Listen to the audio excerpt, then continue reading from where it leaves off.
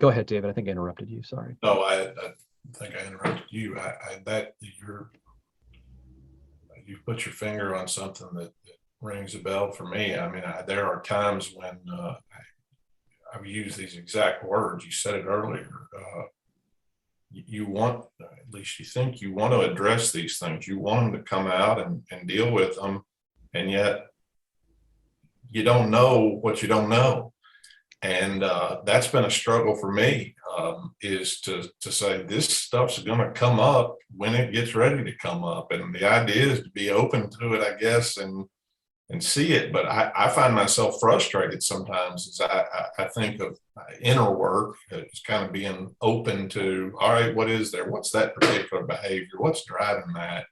And then that something may well up, and being willing to sit with that, breathe into it. And at least I've found that once I kind of see it and acknowledge it, it tends to lose a lot of strength and almost fall away. And so I'm like, all right, what's next? I want another one, because that felt like, progress isn't the right word, but it felt like I'm doing something.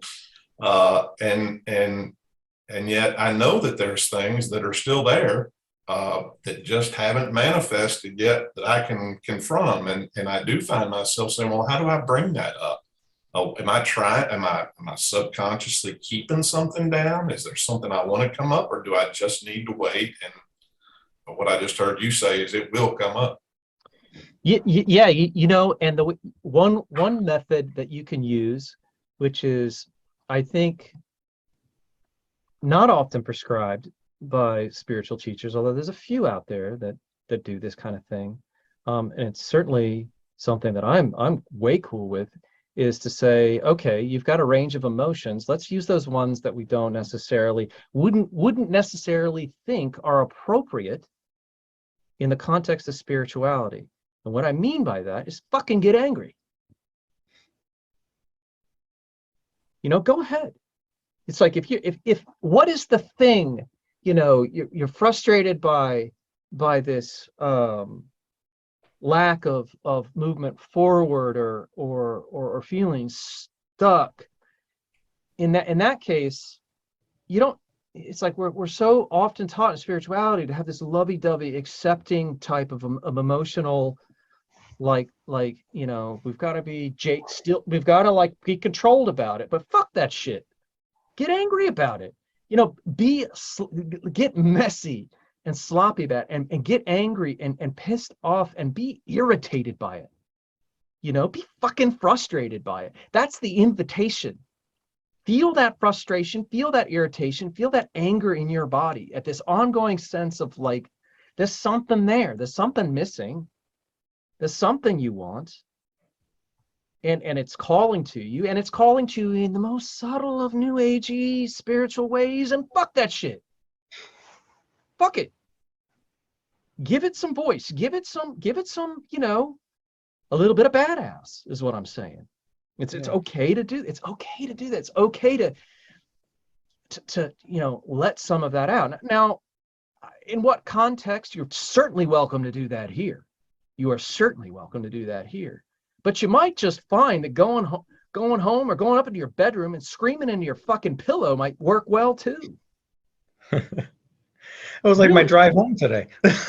Yeah. I mean, let that shit out. You think I didn't do that shit? Fuck yeah, I did that shit. I screamed at quite a few pillows.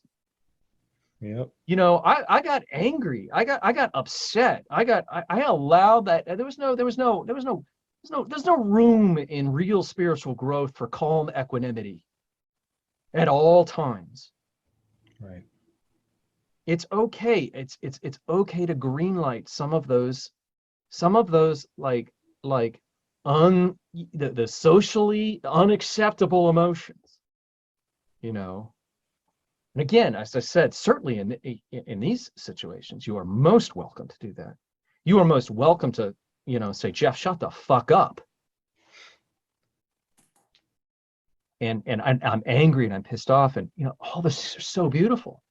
So that's how, to answer your question, David, that we can utilize, you see, another set of emotions to draw a to draw the change that we want out. It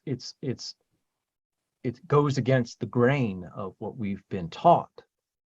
And then what you learn after it all does come out and you've greenlit everything is that all emotions are okay.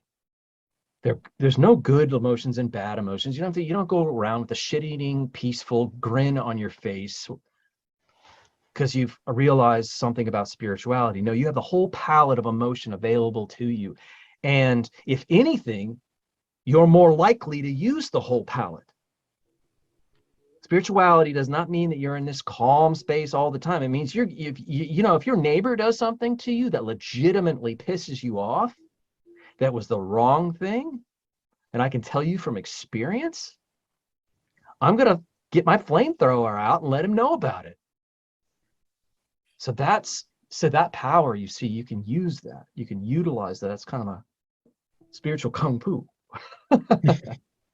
I think that's what drew me to your book to begin with, was nice. That's what I'm talking about. That's awesome. This is the fierce warrior side of spirituality, which is okay. It's okay.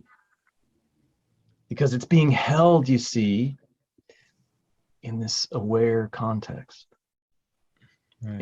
In somehow you can be fierce, you can be a warrior, you can have these, and at the same time, paradoxically, I know I interrupted you, Tom, 1 second. No.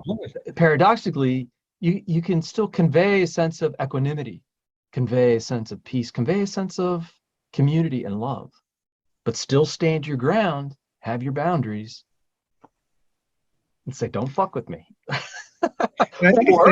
Or bring it on, motherfucker. And that's kind of what I, really, that part of what I did in my own spiritual journey was, I say this to the, in hopes that both you guys get this and really it lands, is that I said, fuck yes to it. I said, bring it on. I was fierce about it. Fierceness can be a beautiful thing in spirituality. Well, at any rate. Yeah. I mean, I think that's what drew me, like Spirituality for Badasses. I remember seeing the title. And what always kept me away from spirituality earlier, or what always made me feel weird, was the idea that everything had to be lovey-dovey, everything had to be on this kind of higher plane. And the more and more I was drawn towards, I would read somebody spiritual, and then when I would see the humanity there, when I would see have you ever you remember Bill Hicks, the comedian Bill Hicks? Maybe. He was a comedian, kind of like in the George Carlin, and he would have, his stand-up was very spiritual, but then he would have these moments of just rage, about what was happening, and but then he'd bring you on this, and you'd feel his rage, but then you would feel like, then he would talk about just everything being, I can't even describe it, but point being that once you realize that it's all there, that's what makes it real. Yeah. The fact that I can feel anger, I can feel insecurity, I can feel all these things, and I'm still a spiritual being. That, that it doesn't, it just makes it all, that's when it all started to click for me. Kind of getting me kind of onto the path that I'm on. Zen is very much like that. Zen is not, if it, at the, I caveat, at the right Zen place, because I'm sure there's some Zen out there that's full of shit too.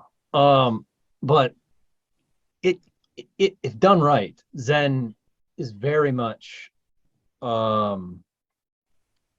open to the full emotional spectrum of being a human being. And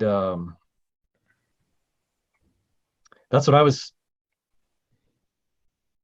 I had no tolerance while I was seeking for the super syrupy, lovey-dovey teachers. Right.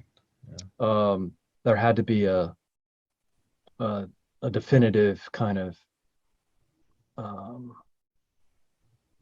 grounded quality to them, where they were able to express their humanity as well.